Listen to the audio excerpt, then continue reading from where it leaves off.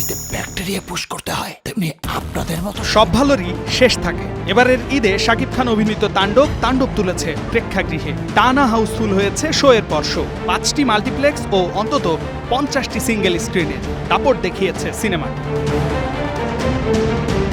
তবে কমতে শুরু করেছে সেই দাপট। মাল্টিপ্লেক্সে মুক্তি পেয়েছে হলিউডের বেশ কিছু সিনেমা। দর্শকদের নজর এখন সেই দিকে। Listen, let's get this straight. We are losing. প্রায় একই অবস্থায় ঈদে মুক্তি পাওয়া অন্যান্য দেশীয় চলচ্চিত্রে। আরেফিন শুভ অভিনীত নীলচক্র, শরীফুল রাজের ইনসাফ, আজমেরি হক বাঁধনের এশা মার্ডারও দর্শক হারাচ্ছে।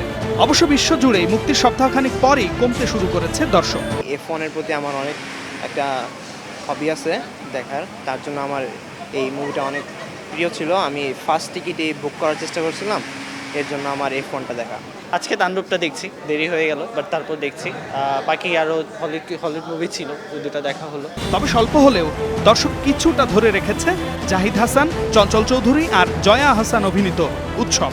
পোস্টারে লেখা পরিবার ছাড়া দেখা নিষেধ কথাটি দর্শক টেনেছে সিনেমা হলে। বাস্তবভিত্তিক গল্পের সিনেমাটির কাটতি আছে শহরতলির এলাকাগুলোতে। অনেক ভালো, অনেক ভালো।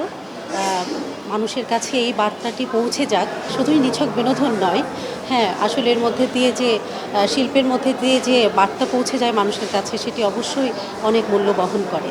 আমি উৎসব মুভিটা দেখার জন্য আসছিলাম, বাট টিকিট পাইনি, কাউন্টার ক্লোজ হয়ে গিয়েছে।